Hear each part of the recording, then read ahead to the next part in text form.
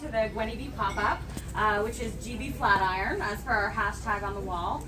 We've been open for about 3 weeks now, and this is our first ever physical space. So this is really, really exciting for us, and we're so happy so many of you were able to come and share in all of the pom-pom glory that is GB Flatiron. We're also super thrilled to have our incredible guest panel here today. So Maddie from Plus Model Mag will be moderating, and she'll be talking here with Mel Parrish and Alexandra Boos. And they're going to do this little thing quickly on Facebook Live. So even though we're rolling camera, you should feel free to take part in the discussion. These ladies are all about interactive, answering questions, and Maddie will repeat the question back so the whole audience and the people at home can hear it. So feel free to be a part of the conversation. And we'll probably roll for about 15 minutes total. So if during that time you could just kind of keep your seats, that would be great. And after that, there will be more rosé and more sparkling wine and more music and fun to be had. And you're welcome to try on clothing and hang out for as long as you'd like after. So I think that's about it. And with that, we'll cut to camera. Hello, everybody. Thank you so much for coming. Hello, everybody on Facebook Live. Thank you so much. Tonight's panel is called The Truth About Being a Plus Size Model. The truth is, you can go on Google and figure out what you want to do, but we're going to give you the honest truth as we know it and as we lived it. And before we start, I want to introduce my esteemed guest. This is Melinda. Melinda, could you tell us a little bit about yourself? Sure. I am a model, curtsy, and yeah, I'm here to talk about that. Excellent. And Alexandra? I am a 30-year plus industry pioneer, and currently I am actually working with True Model Management, helping to launch their Curves division. Awesome. So what we're going to be talking about today, and feel free, the people that are here, to ask any questions, raise your hand. We want to do this, 15 minutes, but I definitely want to make sure that if you have any questions, feel free to ask. And if you're on Facebook Live, definitely go ahead and ask. And if I don't get to your questions, I will get to them later when I get home on my couch drinking my wine. So tonight is for women who want to do this as a hobby, if you want to do this as a career, or you want to do this as a side gig. This is what tonight is all about. The 4 things, if you have been watching my own Modeling 101 that I've been doing on my couch with wine, you know that I talk about these 4 essential things: research, time, patience, and money. That is what we're going to be talking about, because those are the essential things that you need to know about entering into the modeling industry. So I want to first, everyone has the same question: how do you approach an agency? So we have Alexandra here, who works in an agency. So I want her to answer this question for you. How do you approach an agency? How do you write in? If you have to write it, what kind of photos do you send in? Alexandra, could you speak to that? Of course, yeah. Okay, so obviously with the day and age of the internet, the best way to approach an agency, especially if you're not in the large cities where the fashion industry is concentrated like New York, is that you can go on a website and you would want to submit. And when you submit with something that we call, Polaroids. It's not really, because it used to be Polaroids back in the day, but now, yeah, digital. Like snapshots. Yeah, you can take them with your iPhone or, whatever the case may be, but each agency will have, different shots that they require you to upload, and then of course some statistics about yourself, your measurements, and your height, and different things like that, and then the agency will contact you if they're interested. And so, what did she not say? She didn't say for you to write in, I have a dog and 2 cats, and I live with my mother. We don't need to know all that. That's not what we need to know. We need to know that you are available, what city you reside in, how old you are, what size do you wear, and also measurements. Measurements are very, very important. So I do want to just bring in my little prop over here really quickly, because I want you guys to know how to properly measure yourself, because this is very important. So we're going to use this picture. I'm going to have Melinda help. Alexandra, please let them know how to properly measure themselves and where. Sure. Okay, now an agency will take very in-depth measurements of you when you go. But, here, like that, let's pop it this way. But there are 3 main ones that you need, okay? And I'm pulling this out of my bra, okay? All right, that's where a lot of things live for me, okay? So you've got your measuring tape, and what you want to do is you need to get 3 main measurements. One is your bust measurement. It's good, of course, to share your bra size, but your full around bust measurement, and that's taken right across, of course this is obviously just a picture, but it's taken right across the center of your bust, which is called the apex. That's a fancy way of saying nipple. You want to take that measurement right across the nipple area so that you get it full around. And then the second measurement that's really important for you is your waist. Now, a lot of us, let's just be honest, in the curves world, finding your waist is you bend to the side, and where you go in when you're bending to the side, that's your natural waist. Or also another way is just when you put your hands on your waist, it'll naturally go to that indentation.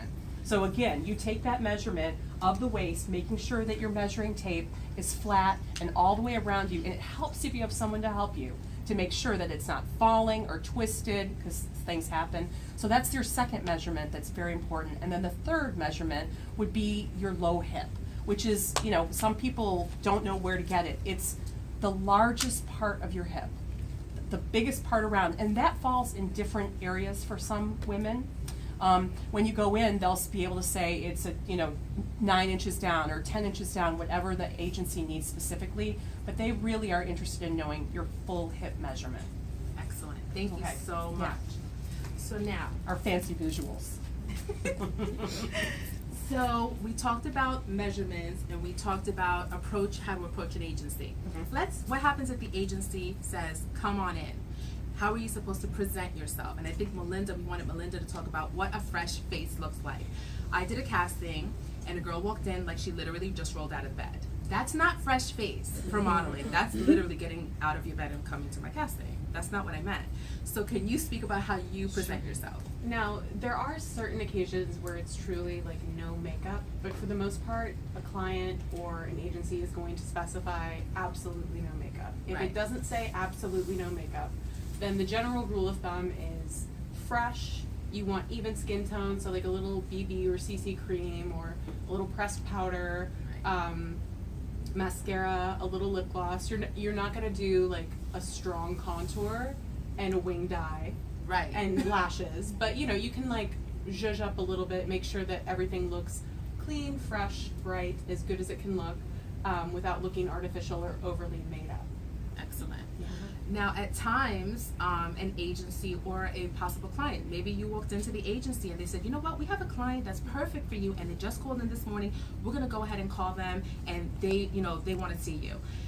You may or may not have been, obviously prepared for this. How important is it for you to be prepared in a situation like that, especially when you're riding around town and you're taking the subway and, we're women, we sweat, New York City, you take subways.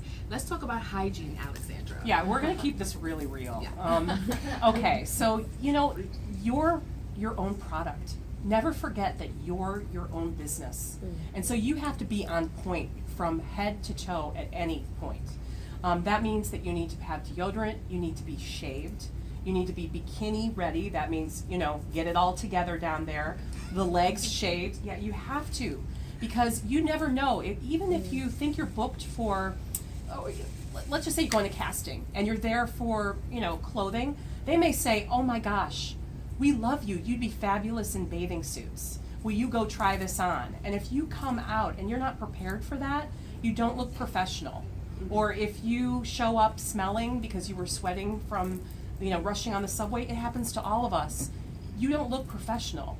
So you really want to, and I know we're going to get into model's bag later, always be prepared. Keep a deodorant, keep breath mints, keep things in your model's bag so that you're ready to represent and be professional at any time. Yes, and since she mentioned model's bag, Melinda, tell us about what your model's bag is, because I'm sure a lot of people are wondering, what is a model's bag? So the most basic configuration is I try to keep like a clean nude thong, heels, a strapless bra, and a couple hygiene products to be ready for any situation. Right. Different castings and bookings, there will be what's called bring-alongs that are specified, like, hey, Right. make sure the model brings XYZ. But that tends to be more case by case. You don't want to weigh yourself down and carry 4 bags with you with everything you might need, Right. but keep that basic kit ready to go. A little shapewear, a pair of springs, that kind of thing. Yeah. Awesome. She brings up a really good point. It's so amazing when you're a curves model because you get to be almost like a chameleon. you get to be whatever the client wants. If they ask for, you know, a bigger bust, you wear a push-up bra or padded bra. If they ask for you to be a little smaller, then you can wear Spanx and you could bring in those measurements. We have curves that we can manipulate to fit in what a client's looking for, and it makes us much more versatile. So your first question should be, when you find out there's a casting, really, do you know what they're looking for? What's the client looking for? Right. And then you try and be that. So there's a little bit of an acting piece to being a really good plus model. Excellent. So now let's say we're at the point you either get accepted by the agency, we want to work with you, get a contract, or they say, you know what, you're not right for us at the moment. How do you turn that negative moment into a positive moment? How would you like the model that, I'm not going to say rejected, I'm going to say it wasn't the right time for her, or she was not prepared, you know, for that time. How should she come back to you, let's say 4 months down the line? Okay, this is the fashion industry, it's tough. There's a lot of rejection. There's a rejection in trying to get signed, possibility of rejection. There's going on castings if you do get signed, and clients will reject you. So there has to be a point when you say, okay, you know, maybe this one's mine, not mine, and I'm going to celebrate my sister who did get it. Right. Or this one is mine, and yay, there's enough for everyone to go around. But if you get rejected, you can either let that be a big, you're not enough, and it's an excuse, and you let it get in your way for your success, or you can take that information that you've learned and you turn it into good information to develop yourself from. You know, this is feedback. Absolutely. Am I going to take that constructive criticism and make myself wrong and not go for my dreams, or am I going to take that constructive criticism or that rejection and make it where it's something that empowers me? Exactly. So Melinda, you started about 3 years ago. Yes. Can you tell us, has there been a situation where you went to a casting or you went to an agency before you were with True and you were not taken in or you did not get the job? How did that feel, and how did you move on from that? Well, and I would say to just have realistic expectations, you're probably going to be rejected more than you aren't, even if you are successful. Like, I go on castings all the time, and I don't get every single one, and that's, Right. you know, rejection. And different agencies are looking for different things in different markets at different times. So Right. I'm here with True in New York, but there are other agencies that have turned me away, and there are other that have taken me in. So Right. it's really about finding the place where you can excel and do the best. And clients are looking for different things. I get turned away for not having a big enough booty, or like I'm Right. too big one day, I'm too small the next day, my legs are too muscular, and then Right. you know, my legs are not big enough. So Right. you can't take it in, you can't take it personally. Everybody basically is looking at you as a clothes hanger. Right. Do my clothes hang correctly on your body? Right. So just take it with a grain of salt and know that like Alexandra said, there's enough for everybody. Right. There's a client for every body type and every girl, so just keep looking. Right. And also, this is a business. You bring up a really good Yeah. point. This is not the place for you to develop your confidence, because this industry is ruthless. It's about a business. It's about selling clothes and selling an image or selling a campaign. So this is not where, you know, I often ask aspiring models, why do you want to be a model? I want to be a role model. I remember one time I was doing a panel just like this, not on Facebook Live, and the woman said she was in her 40s, she had her doctorate. And she said, I want to be a model because I want to be a role model. And I literally had tears in my eyes, and I said to her, you already are a role model. You have your doctorate, you're a single mother. I mean, she told me her whole story and I was in tears. This is not the industry for you to inspire them. You can inspire women on social media all day long, but the modeling industry is actually a business. Like, if you want to be a doctor, you have to go to school, you go to med school, you have to do your internship. Same thing applies. There is no magic pill for you to become an instant success. Ashley Graham did not become Ashley Graham overnight. She didn't even know she was going to be Ashley Graham when she first started. So you have to really follow your journey in that path, you know, and within that path, you're going to talk about, we talked about patience, time. Let's talk about money. Yeah. Yes, everyone here did a little sigh. Yes, I understand. Yeah. The truth is, you do have to invest in yourself in the modeling industry. When you're going to be that doctor, aren't you investing and taking all those loans and praying to God you can make those bills? Same thing applies. These girls make a lot of sacrifices. Not only do they have to make sacrifices to go to castings, but they have to look a certain way. They have to have their hair always done. Their skin has to be great. They have to have the proper attire. So let's talk about the type. And you don't have to give us exactly, but approximately how much money have you spent in a year? In a year, I don't know. In a couple years, I would say like overall the startup process Yes. in modeling, and what I tell other girls is like just have $10,000 that literally you have nothing better to do with than like drive down the highway, throwing it out the car window, because that is how the first couple years are gonna feel. Right. You're just like pay for Right. that, pay for that, like, Right. and it is a process. But with any industry, I don't, like you said, doctor, sandwich artist, I don't care what you do. There's like Right. uniforms, there's classes, there's training, Right. and you have to do all that in modeling as well. And there is no shortcut. Like you said, you have to build your book. You have to pay to Yes. shoot with really good photographers if you want a really strong book. Yes. You can do it over time. You can pace yourself and honor yourself financially as you do that, but just expect that it's going to require an investment. Exactly. Yeah. So let's say you're doing all this. You got the no from Alexandra. Boo. What do you do in the meantime within those 4 months? Because I always kind of feel like, you know, come back to me in 4 months. If someone comes to me and I see their book, you're not there yet. You need to shoot with different photographers. You need a more polished look. You know, sometimes I'll give them certain advice, and this is what a development person does. You know, they give you advice to tell you cut your hair, dye it, you know, whatever. Come back to me in 4 months, and also practice. That's what happens. You have to practice your posing because, and I'll tell you a quick story. Sometimes I give aspiring models an opportunity, you know, to come in and shoot with signed models. So I have a signed model that's absolutely new, and then I have an aspiring model that came in, and she's been after me for years. I can do this, Maddie. I can do it. Just give me a chance. Just give me a chance. You know what she does? She gives me 4 poses and says, "Can I get a mirror? Because I ran out of poses."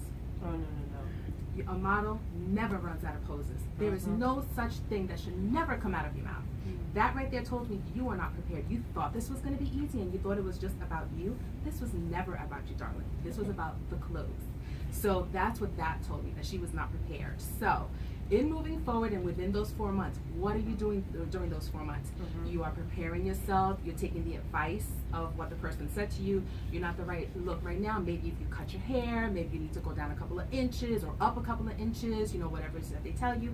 And then you go back to them and you say, look, I've been working, this is my book. Not, I'm going to show them, not the attitude to take. I find that sometimes people, because you're taking it personally, you feel like I have to go back and I have to show them. That's not the attitude to take. If you want this to be your career or hobby or a side gig, take a kind approach. You want people to like you. People want to work with people that they like, that are kind, that are genuine, that smile with them. I don't want to have, you know, a model sitting there with, you know, a puss on her face. I don't want that. I want someone that's going to be happy to be with me and happy to, you know, be working with me and happy about the industry and what they're doing.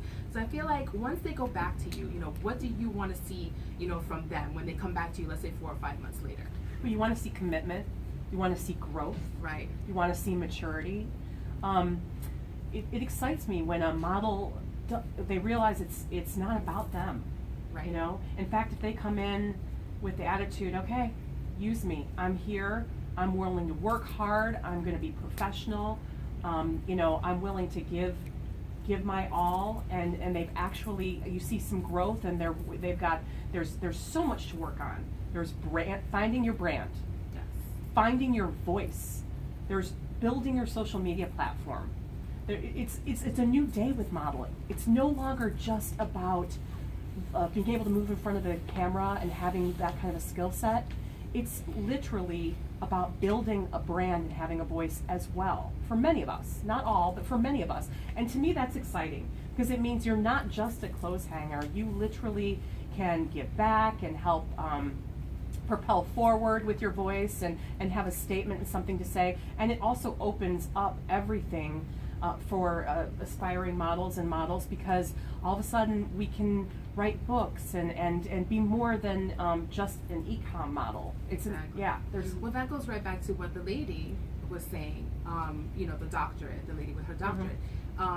she doesn't have to be a model to be a role model. You can be a role model through your social media, through your blog, speaking engagements. You don't have to be a model. That's the way it used to be. When Alexandra was a model, she had an agent that sent her to castings, and she went, did her job, collected her check, and that was it. There was no social media back then. So for us now, if you're starting as a model, social media has a lot to do with your branding. And what exactly is branding? And then we're going to get into Mel's branding project, which I love. Okay, well first, let's wind back to social media. You guys, whatever you put out there, let me tell you, it's so important because clients are looking at that and agencies are looking at that. So if a girl comes in and they want to be represented, I'm like, okay. Looking at the Instagram feed, okay, if she's getting drunk and dropping the F-bomb right and left and, you know, flipping the bird off at the camera, is this really someone that Macy's is going to want to hire to rep their brand? No, it's not. You have to make sure that you're professional and on point in that social media because they are checking. Yes. And also, if you show up to a job because you are a booked model and you're looking all exhausted and hungover, they get on the Facebook and they can see, oh, okay, she was out at 3 a.m. at the bar, you know, partying with her sisters, and so this is, they'll send you home. You literally can lose jobs, be sent home from jobs. Yes. You can not be signed. It can make or break you by your voice and your brand on social media. Absolutely. Okay, so Well, and to go back to what you were talking about with having a good attitude, there's a very well-known model that if I said her name, you would all know exactly who I'm talking about, who worked with a very well-known client, and again, you would all know. So she left a booking, felt like she was slighted because there were other girls there who were bigger names than her, and put kind of a sourpuss post on social media. The client didn't book her the next time around because they remembered that like she got salty on social media, and it happens at all levels. Oh, that happens a lot. Yeah. I know a lot of those instances actually. Yeah. You think that because these brands are really big and oh, they're not going to notice if I write this. Oh, they notice. They notice. Trust me. There's a lot of people on that not to do list or not to hire list because they decided to go kind of rogue on social media. But let's talk about your branding because you're 3 years in and you've been working with Alexandra in terms of your branding. Tell me about your special projects. Sure. Well, when I got into modeling, I was definitely looking to have a voice and make a difference. And so I started blogging just on my own on a personal website that I managed. And then those posts got picked up by other outlets, and I started to feel like I was building a little bit of traction. And then talking with Alexandra and others, was able to start honing in and really crafting my own brand and a message that was really just based on my experience. Right.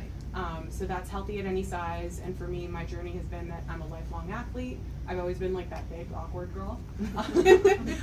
So coming into this from that perspective, you know, I had a past of, you know, having issues with my body, and I am in recovery from an eating disorder, and I've opened up about that a lot more recently. So I've really enjoyed the combination of both being a model and being a social influencer. And I think that's kind of what Alexandra was speaking to. Right. And yeah, like the biggest thing I would say to anybody that's looking to get into modeling is you don't have to be signed with an agency to be a person of significance and to help other women and to be a role model, because you have so many tools at your disposal. Absolutely. And there are so many models that we could name who work their butts off. Those girls are rolling in dough from e-com bookings. You would never know who they are. You don't know what they stand for because they haven't done that. So I think the approach that Alexandra's talking about, really viewing it as a chance to be more than a model, to be a voice. Is the way Because to there's go. models that actually don't want to do it, and that's totally fine. Yeah. But if you're an aspiring model and you feel like, oh, I didn't get signed while you're in that process, maybe that's something that you want to share. Hey guys, you know, I'm an aspiring model. I didn't get signed, but I'm going to keep on moving. And today I'm going to shoot, and tomorrow I'm going to go to a networking event, and you know, go through that process and share that process, and you might be able to, you know, meet other women that are also going through the process, and even going to events like this. This is what I did. We didn't have Facebook Live when I first started, but I did something very similar. I went to the Plus Academy here in New York. I learned how to walk the runway. I learned posing from seasoned models, Lisa Scott, Sharon Quinn. These were models that were on the Avenue campaigns. So it was very important for me to invest in myself, and I thought I was going to be Ashley Graham. Clearly I was not, but I also feel like everybody wants to be a model. Maybe you're not supposed to be a model. Maybe you're supposed to be a social influencer. Maybe you're supposed to be something else, a stylist, a makeup. This industry is made up of all of us. It's not just of being a model. No shade to models. Love the models, plus Model Magazine. But I feel like we put so much of an emphasis on just being a model. You can be it all. You can be a model, a social influencer. You can be someone of significance in this industry and not have to be a signed model. If that's your journey, it will happen. If it's not your journey, you can still you can still work as a model. You know, at any age, there's so many opportunities now happening for us. So I think it's really important not to just focus on that, because you may be missing out on your true purpose if you just focus on that and that really wasn't your purpose. Because we don't need another Ashley Graham. We need more Maddie Jones. Oh, yes. Yes, we definitely need more. I don't know how many more years I can do this. So I'm going to open it up to the floor. Do you guys have any specific questions? Any true hardcore questions? Yes. Height is very big, major. I just want to know, because I'm not 5'9" and above. I'm actually 5'6". So it's hard for me, and I've been searching. You guys have any? Can I take this one? I want to explain why that's important. Why because there's a prejudice with the height, and it's really hard to, understand that if you're not looking at it from the inside. But let me explain. What often happens is that the manufacturers, the brands, they make samples that are to be shot for the photography. And the samples, they have a sample size. They don't have time to make it a garment in all sizes necessarily. And so in order for it to hang properly, have the right, where it hits on the wrist, or have the leg, hit properly, you can't be too tall or too short. There's like a sweet spot for showing off the garments. So that's why that existed, and why they have, that in the olden days especially, it was one size model kind of thing, and it's opened up obviously more so with plus, but even then you have to have a sample size. So that's why that exists. But there's other kinds. If it's stopping you, the height, I don't know if you've heard about fit modeling. Fit modeling, you can be shorter. Yeah, totally make a lot of money. If you don't know about fit modeling, True Model Management is just the bomb agency for fit modeling. Our founder, Dale Noel, she is the queen of fit. She established the industry. So honestly, there's different ways that with your height that you can plug in different aspects of the industry. You can be a showroom model for bathing suits or lingerie. I mean, where height isn't called into question. But for the regular clothes modeling, that's why that exists and why there's that limitation. And I will say, with that being said, there are some brands, very few and far between, Yeah. who will work with girls that are not that standard size, but those are very few and far between, and there's a lot of pinning and all that other stuff involved. Sometimes they have to have a seamstress, so it doesn't happen often, but it does happen, and we are seeing a little bit of that, where you see different heights and whatever. And even what Gwynnie Bee is doing, they're doing the review models. I mean, their models are not the standard models. They're using everyday women, bloggers and influencers, and they're showing what the clothing looks on us regular women. So kudos to Gwynnie Bee for doing Seriously. that. It's empowering. It's empowering what they're doing. What the brand is doing for women. Awesome. So I want to thank everyone for coming tonight, and thank you ladies for being here. We're going to be here, and we're going to sign off with Facebook Live, but we're going to be here to answer all of your questions. If you want to talk to us privately, we're going to be here having some wine, chit-chatting, taking some pictures. Thank you so much, Facebook Live. Thank you so much for joining us. Thank you, everyone. Thank you.